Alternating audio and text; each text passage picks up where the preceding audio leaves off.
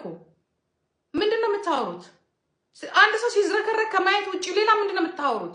አስባችሁታል? በልጃችሁ ባል ነፍሰ ጡር አስባችሁታል? ነፍሰ ጡር ተኝታ እርጉዝ ሴት ተኝታ አስባችሁታል? አስታውሽ እስቲ ለምንድነው ትቼ ወጣሁት? የዛለት ማታ አንቺ ተኝተሽ መውጣቴ ነው ያልኩሽን ለምን ይመስልሻል? ዶሮ ይብሰል ይጨርስ እንኳን አጥፍቼው እኮ ነው የወጣሁት። አንቺ እኮ ደግሞ እኮ በነጋታው እኮ ተነስታ እኮ ሄዳለች።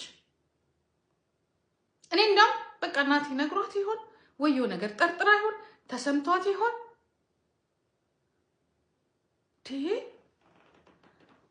ኧረ በስመ አብ።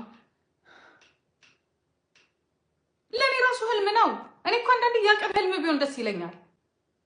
ህልም እኔ አላቅማ እንደዚህ በህይወት አጋጥሞኝም አያውቅም እንደዚህ አይነት ነገር እንዴ። እኔ እኮ አንዳንዴ የሆነ ሰይጣን ተቀምጦ ነው ያደረገው እዛ ጋር ወይስ ራሱ ልጁ ነው?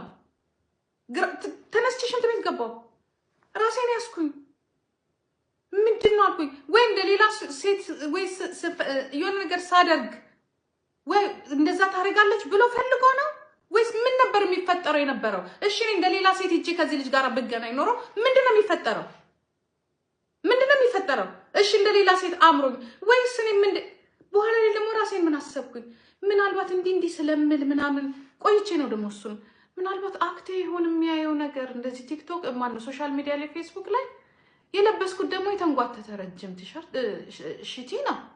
ገላ እንኳን የሚያሳይ አይደለም። ክረምት ነገር ነው። ኧረ ተው በመድኃኒዓለም ተው። ኧረ ተው እኔ ተደፍሬያለሁ።